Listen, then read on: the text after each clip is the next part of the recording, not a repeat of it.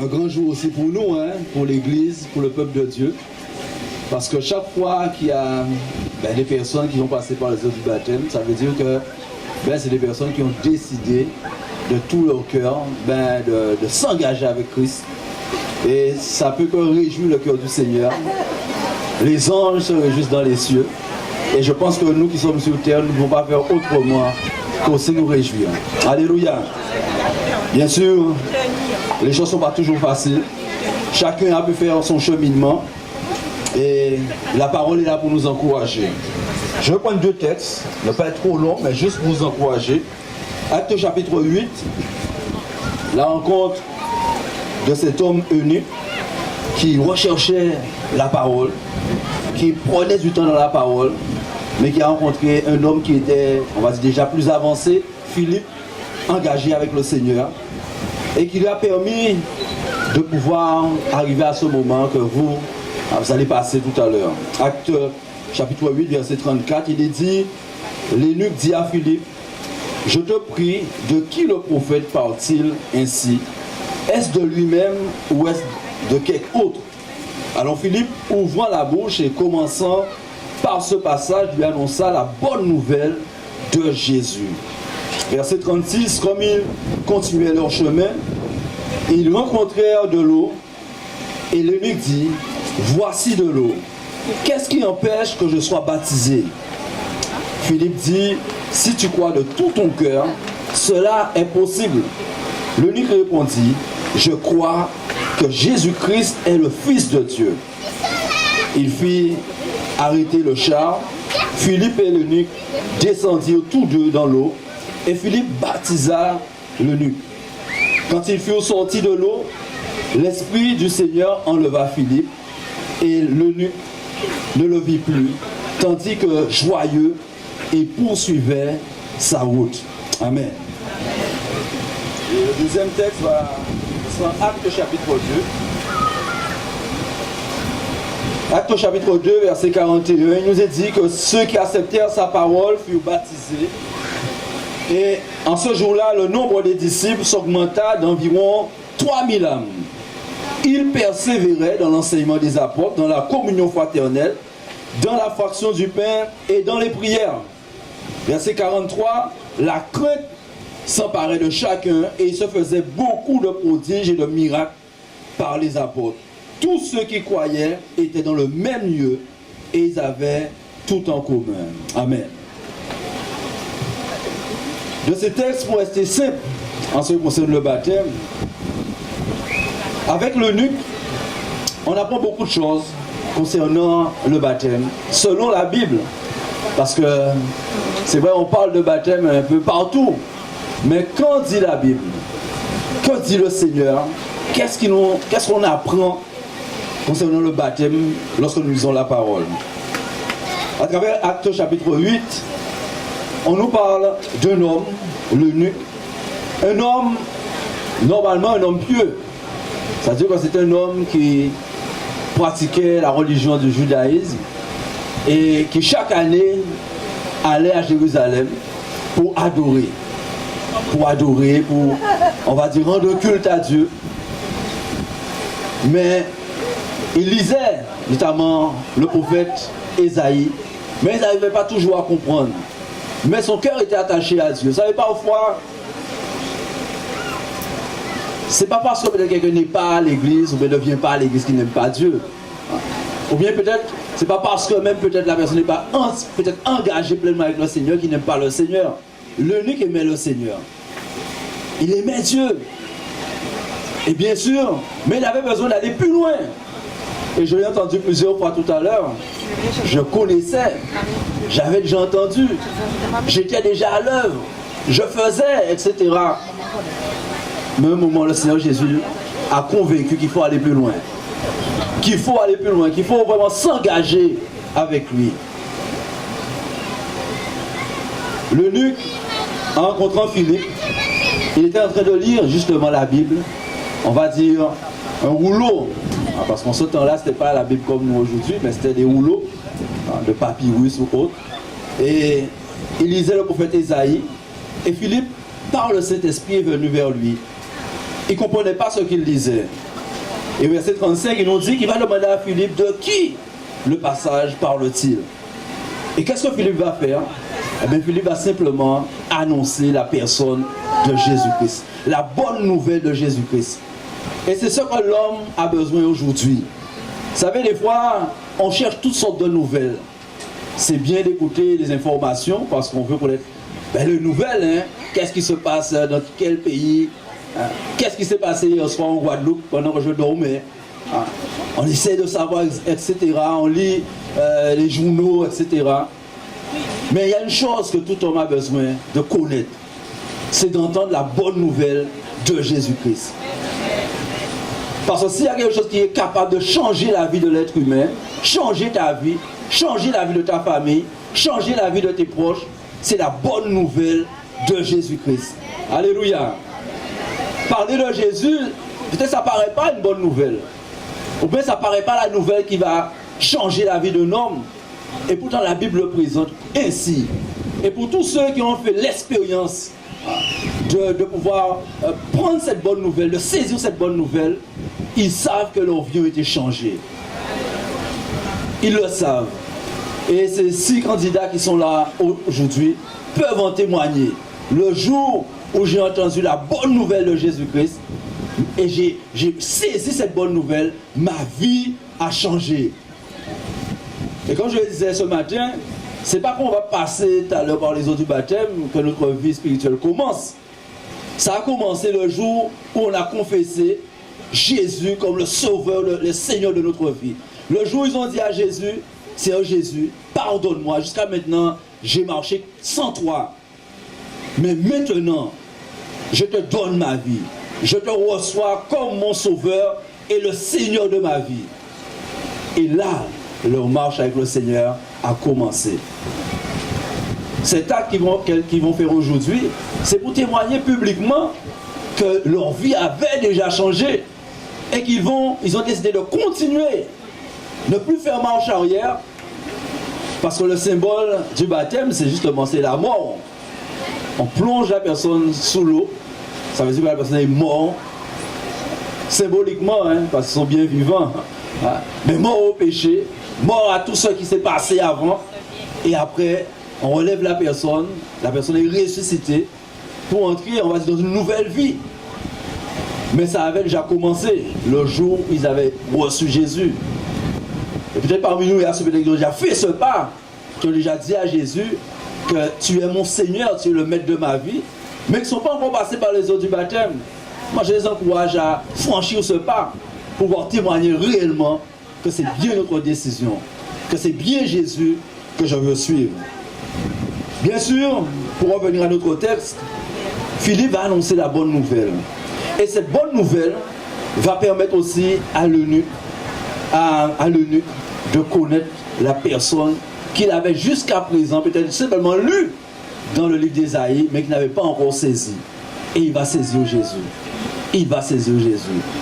Bien sûr, il va demander à passer par les eaux du baptême. Et là encore, peut-être parfois, peut-être tout le monde voulait passer par les eaux du baptême. Malheureusement, tout le monde ne peut pas passer par les eaux du baptême comme ça. Et c'est ça, lui pose la question. Mais voilà, il y a de l'eau. S'il était ici, il aurait dit, mais il y a la mer. Pourquoi je ne peux pas être baptisé maintenant? Pourquoi? Simplement, Philippe va le ramener sur ce qui peut lui permettre de passer par les eaux du baptême. Crois-tu en Jésus? Crois-tu au sacrifice de Jésus-Christ? Et le mot croire, c'est un mot qu'on doit expliquer. Parce que tout le monde dira, je sais c'est croire, ça veut dire croire. Croire c'est croire. Ça ne peut pas être plus simple que ça. Hein? Croire c'est croire. Mais malheureusement, croire c'est plus que croire. Ça c'est peut-être une bonne nouvelle aussi. Croire c'est plus que croire. Croire c'est déjà savoir les choses. Je connais ce qui est écrit dans l'écriture. Je sais ce que la Bible dit. C'est déjà une bonne chose. Deuxièmement, croire c'est adhérer à ce que j'ai lu. Oui, c'est vrai ce qui est écrit. Mais ça ne s'arrête pas à dire c'est vrai. Maintenant, il faut mettre en pratique. Il faut placer sa confiance dans cette parole. Ça veut dire que maintenant, je vais vivre cette parole. Maintenant, je peux dire que je crois. Dans notre société, peut-être beaucoup de personnes disent qu'ils croient en Jésus, qu'ils croient en Jésus. On ne peut pas, lorsqu'il te le dit, ben, tu ne peux pas dire à la personne, tu ne crois pas en Jésus. Mais pourtant, lorsque nous regardons les actes, lorsque nous regardons ce qui se passe après autour, lorsque nous entendons, ben, c'est difficile de croire que la personne croit en Jésus. Parce que croire en Jésus, c'est plus qu'une religion. C'est plus que d'être à l'église baptiste, c'est plus que d'être à l'église pentecôtiste, c'est plus que d'être à l'église catholique, etc. Je ne sais pas quelle église. Croire en Jésus, c'est vraiment s'engager en Jésus-Christ. Ça veut dire confier toute sa vie à Jésus. Ça veut dire décider de vivre en Jésus-Christ et pour Jésus. Observer sa parole. Je ne suis pas de dire je crois. Et si ces bien-aimés sont là, c'est parce que, comme l'eunuque, ils ont dit et ils ont répondu, quand on les a posé la question, si tu crois de tout ton cœur, cela est possible. L'eunuque a répondu, je crois que Jésus-Christ est le Fils de Dieu. Je crois. Ça veut dire qu'il est prêt à engager sa vie en Jésus, prêt à suivre Jésus. Ça veut dire que le baptême, automatiquement, vient après la foi. On ne peut pas baptiser quelqu'un s'il ne croit pas. Ça veut parler aussi du baptême, peut-être qu'on dit souvent, mais j'ai déjà été baptisé, j'étais bébé, j'ai été baptisé. Mais est-ce que tu as cru? Parce que être baptisé sans croire, ben ça n'a pas de sens. Deuxièmement, rappelons-nous que c'est l'eunuque qui dit « Je veux être baptisé ». Est-ce que je peux être baptisé? C'est pas Philippe qui a dit « Viens, je vais te baptiser ». Non, c'est lui qui a pris la décision. Ça veut dire que le baptême, quand la Bible parle de baptême, c'est une décision personnelle.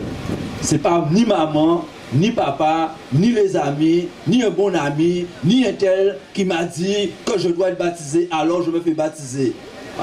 Parce que demain, lorsque peut-être on aura des difficultés à marcher avec le Seigneur, on dira, mais c'est pas moi qui t'ai dit à baptiser. C'est tonton qui me baptiser. C'est Tati qui me baptiser. C'est mon époux qui m'a dit de me faire baptiser. Mais moi, j'en décide de baptiser. C'est une décision personnelle.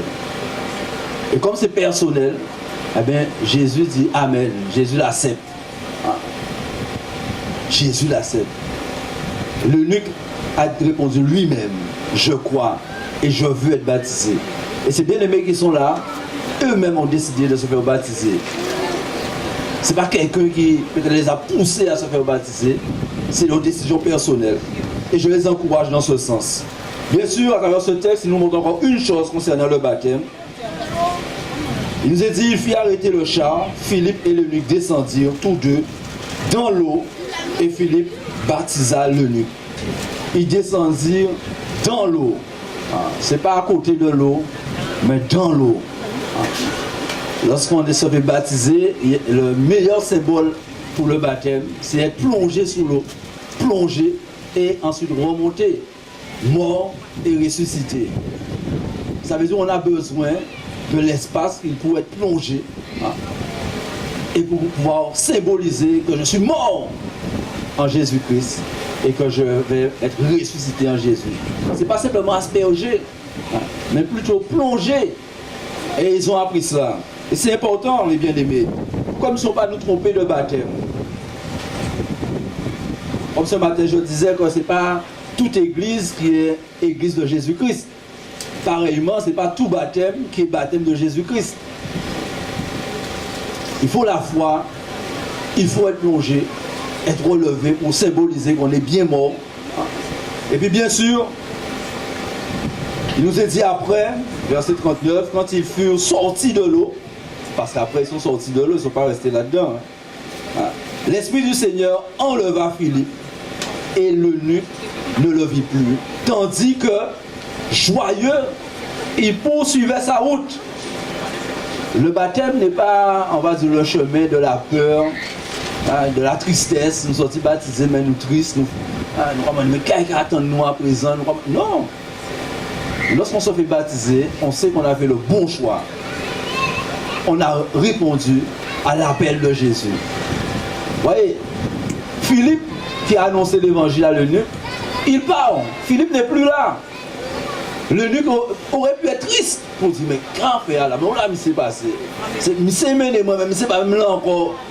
Ah ben on fait marche arrière. Non. L'eunuque continue sa route avec Jésus, parce que c'est Jésus qu'il avait besoin. Et il continue avec joie. Même si Philippe n'est plus là, il continue sa route avec joie. Et je ne peux pas vous encourager à continuer votre route avec joie. Peut-être qu'il y a quelqu'un qui vous a guidé, qui vous a montré la voie, etc. Mais il faut continuer la route avec Jésus et continuer avec joie. Parce que Jésus, il sera toujours là pour vous. Et en acte 2, il nous dit que après que ces personnes aient été baptisées, ils sont passés par les eaux du baptême, une des choses qu'ils faisaient, c'est qu'ils persévéraient. Persévérer veut dire qu'il y a de l'obstacle. Persévérer veut dire qu'il y a de l'opposition. Persévérer veut dire qu'il y a du combat. Ce ne sera pas de tout repos. Parce qu'il y a un ennemi, le diable qui est là. Et comme dit la parole, les acolytes qui sont là pour t'empêcher d'avancer. Et comment tu vas pouvoir avancer? C'est en persévérant. Persévérer veut parler d'assiduité, veut parler de constance. Ça veut parler d'effort. Ça ne va pas se faire tout seul. Il faudra que vous vous donnez aussi, que vous faites des efforts.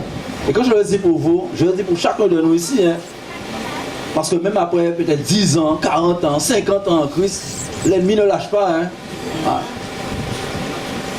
Peut-être qu'il y a ceux qui avaient lâché ces derniers temps à cause de tel ou tel souci.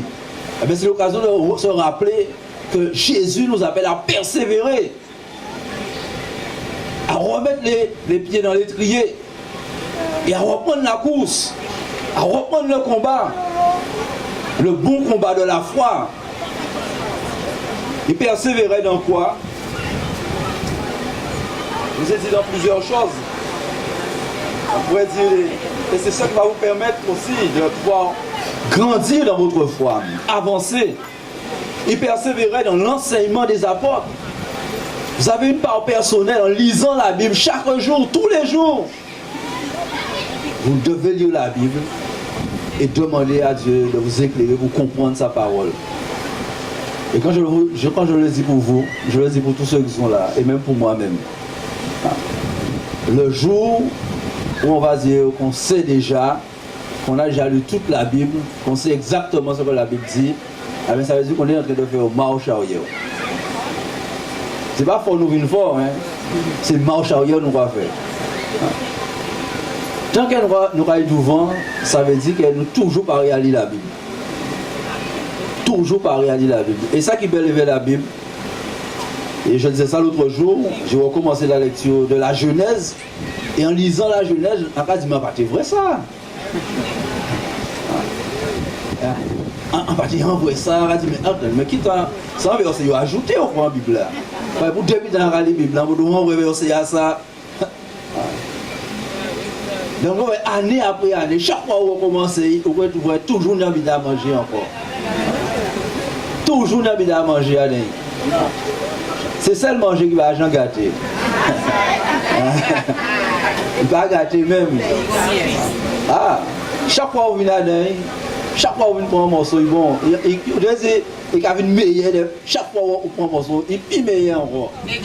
Et Jésus, ça fait ça, parce que pas bien noce de Cana. Il partait du vin encore. Jésus changeait de l'eau en vin.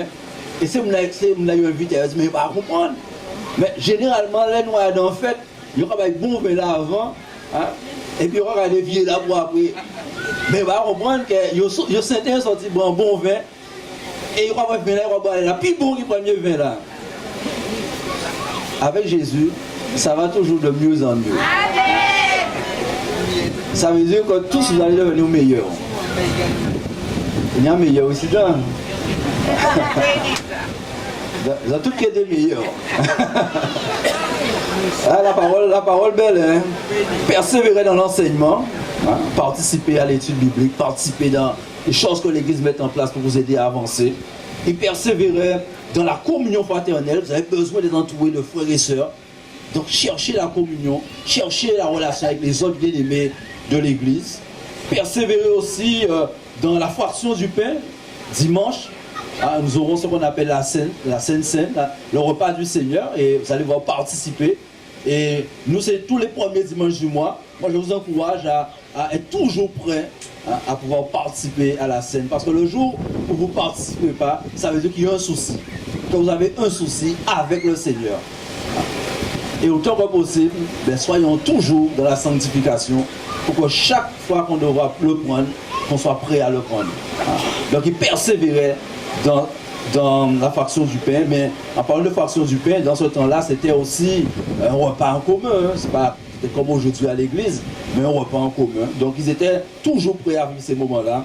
Et bien sûr, ils persévéraient dans les prières. Il faudra prier. Prier déjà de vous seuls, mais prier aussi avec d'autres bien-aimés, la famille, les proches. Prier, être là quand l'église met aussi en place des moments de prière. Parce que l'église a besoin de vous et vous avez besoin de l'église. Parce que vous faites partie de l'église. Donc je vous encourage. Et bien sûr, il nous dit que la crainte s'emparait de chacun. Le respect de Dieu, l'engagement avec Dieu. Et quand on reste dans ces éléments, l'enseignement de la parole, la prière, la communion fraternelle, la fraction du pain, eh bien, on peut ne peut que grandir plus en plus dans la crainte de Dieu. On pourrait dire cette relation intime avec Dieu, le respect de Dieu et à vouloir faire ce qui est bon au Jésus-Christ. Que la grâce de Dieu soit sur vous, mes bien-aimés. Et puis, ce que je peux vous dire, c'est que le Seigneur est avec vous. Il est avec vous, vous comptez sur lui. Et bien sûr, l'Église est avec vous pour pouvoir apporter ce qu'ils ont apporté aussi pour votre croissance, votre développement en Christ. Ne soyez pas dans la crainte, la peur, mais si vous avez crainte, plutôt avoir plutôt la crainte du Seigneur, c'est-à-dire le désir de faire ce que Dieu veut.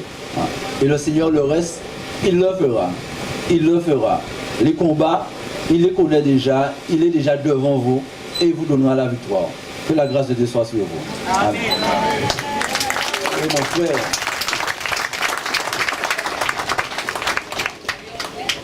ouais. Amen. Il y a un